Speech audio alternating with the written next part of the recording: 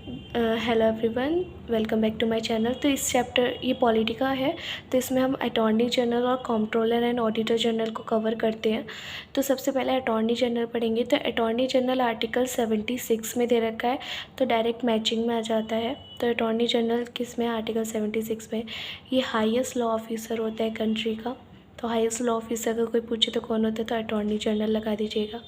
फिर इसको president appoint करता है। अटॉर्नी जनरल अपॉइंटेड होता है, ठीक है, कोई इलेक्शन नहीं होते हैं। तो अटॉर्नी जनरल प्रेसिडेंट के द्वारा अपॉइंट किया जाता है। अब कौन बन सकता है अटॉर्नी जनरल? तो अटॉर्नी जनरल वही बन सकता है जो जज ऑफ सुप्रीम कोर्ट बनने के लायक हो, ठीक है। तो यही लिखा है कि president appoint a person who is qualified to be appointed a जज of supreme court to be the attorney general of India. अब आ गए हैं ड्यूटी क्या होती है। फिर ड्यूटी अटॉर्नी जनरल की होती है कि वो गवर्नमेंट ऑफ इंडिया को लीगल मैटर पे एडवाइस करता है। ड्यूटी क्या है? गवर्नमेंट ऑफ इंडिया को लीगल मैटर पे एडवाइस करता है अटॉर्नी जनरल। फिर आ गया कि अटॉर्नी जनरल के पास राइट होती है कि वो किसी भी टेरिटरी ऑफ इंडिया के जितने भी कोर्ट्स हैं उसमें जा सकता है, ठीक है। तो attorney general shall have the right to audience in all the court in the territory of India, simple language में। फिर जो अटॉर्नी जनरल होता है वो ऑफिस होल्ड करता है प्लेजर ऑफ प्रेसिडेंट, ठीक है। तो अटॉर्नी जनरल के लिए कोई टेन्योर मतलब ऐसे फिक्स नहीं है, तो वो ऑफिस होल्ड करता है during the pleasure of president. Attorney general के पास राइट होता है बोलने का, right to speak and take part in proceeding of both the houses of parliament, ठीक है। तो जो अटॉर्नी जनरल है, अगर कोई मीटिंग हो रही है कोई पार्लियामेंट में, किसी भी हाउस में कोई प्रोसीडिंग हो रही है, तो वो अटॉर्नी जनरल उसमें बोल सकता है एंड ठीक है, और पार्ट ले सकता है, लेकिन विदाउट राइट टू वोट। मतलब कि जो प्रोसीडिंग हो रही है पार्लियामेंट के किसी भी हाउस में, तो वो पार्ट ले सकता है अटॉर्नी जनरल और बोल भी सकता है टॉपिक पे, लेकिन उसके पास राइट नहीं है वोट करने का, ठीक है, याद रखने का। ये एक्सेप्शन है तो पूछा जाएगा।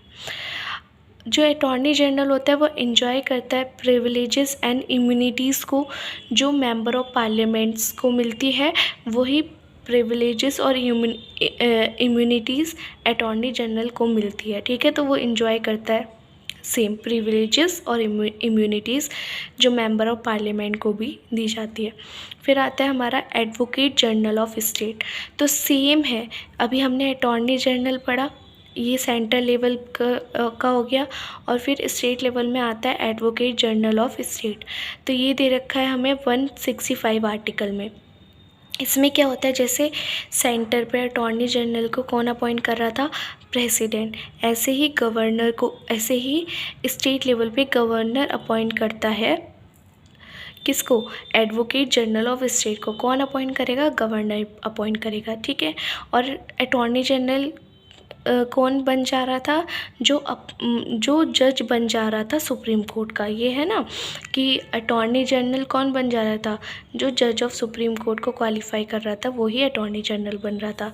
तो एडवोकेट जनरल कौन बनेगा? जो जज ऑफ हाई कोर्ट बन सकता है, ठीक है, उसे ही गवर्नर अपॉइंट करेगा as advocate general of state का। फिर आता है ये, इसकी ड्यूटी क्या होती है? एडवोकेट जनरल ऑफ स्टेट की ड्यूटी क्या होती है? अब देख, तो अटॉर्नी जनरल ऑफ इंडिया की क्या हो रही थी? सेंट्रल लेवल पर उनकी ड्यूटी क्या थी? कि वो गवर्नमेंट ऑफ इंडिया को लीगल मैटर्स पे एडवाइस कर रही थी। ऐसे ही एडवोकेट जनरल ऑफ स्टेट की ड्यूटी होती है, he advise state government on legal matter. ये स्टेट गवर्नमेंट को एडवाइस करेगा। फिर कोई पूछे कि who is the first legal adviser of state government, तो क्या बोलोगे? Advocate general of state. तो एडवोकेट जनरल ऑफ स्टेट क्या है? Legal adviser of the state government. फिर जैसे अटॉर्नी जनरल ऑफिस अपना होल्ड कर रहा था प्लेजर ऑफ प्रेसिडेंट, है ना, तो ऐसे ही एडवोकेट जनरल ऑफ स्टेट अपना ऑफिस होल्ड करेगा during the pleasure of the governor, ठीक है। फिर आ जाता है हमारा CAG, controller and auditor general of India. ये बहुत इंपॉर्टेंट है। तो ये आर्टिकल में दे रखा है, 148 आर्टिकल में दे रखा है। ठीक है। अब ये अपॉइंट किया जाता है प्रेसिडेंट के द्वारा, ठीक है। कैग को रिमूव कैसे कर सकते हैं उसके ऑफिस से?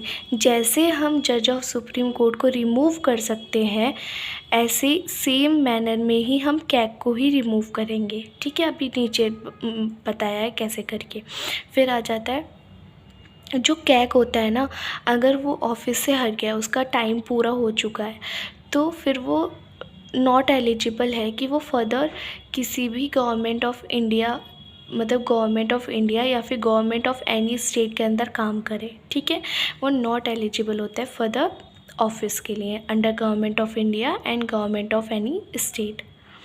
फिर आ जाता है हमारा कि कैग का टेन्योर कितना था, तो कैग का टेन्योर होता है 6 ईयर या फिर 65 एज तक, जो भी पहले हो जाए। अगर मान लीजिए उनकी 65 एज 6 ईयर होने से पहले ही हो जाती है उनकी ये 65, तो वो ऑफिस को छोड़ देंगे, ठीक है। तो या तो 6 ईयर कंप्लीट होने चाहिए या फिर 65 अगर उनकी एज हो जाती है तो वो छोड़ देंगे। जैसे मैंने अभी बोला था कि वो रिमूव करे जाते हैं ऑफिस से, जैसे सेम जज ऑफ सुप्रीम कोर्ट किया जाता है, ठीक है। तो he can remove by the president. तो जो कैग होते हैं वो रिमूव किए जाते हैं प्रेसिडेंट के द्वारा, रिमूव बाय द प्रेसिडेंट। अब क्या होगा, प्रेसिडेंट मतलब यहाँ पे एक रेजोल्यूशन पास किया जाएगा जो स्पेशल मेजॉरिटी से पास होगा, और स्पेशल मेजॉरिटी से ही जज ऑफ सुप्रीम कोर्ट को हटाया जा सकता है, ठीक है। तो इसी वजह से बोला गया है कि जो कैग का रिमूव होता है ऑफिस, वो सेम होता है जैसे जज ऑफ सुप्रीम कोर्ट रिमूव होते हैं, ठीक है। तो ग्राउंड क्या होता है, किस ग्राउंड पर रिमूव किया जाता है कैग को? अगर वो मिसबिहेव करे या फिर वो इनकैपेबल हो जाए कि काम नहीं कर पा रहे हैं उस बेसिस पे। फिर गार्जियन होता है public purse. Who is the guardian of public purse? तो हमें लगाना है CAG. Controller and auditor general को बोला जाता है गार्जियन ऑफ पब्लिक पर्स। क्यों बोला जाता है? क्योंकि वो कंट्रोल करता है entire financial system of the country को, चाहे वो सेंटर लेवल पे हो चाहे वो स्टेट लेवल पे हो, ठीक है। तो इसी वजह से गार्जियन ऑफ पब्लिक पर्स बोला जाता है कैग को।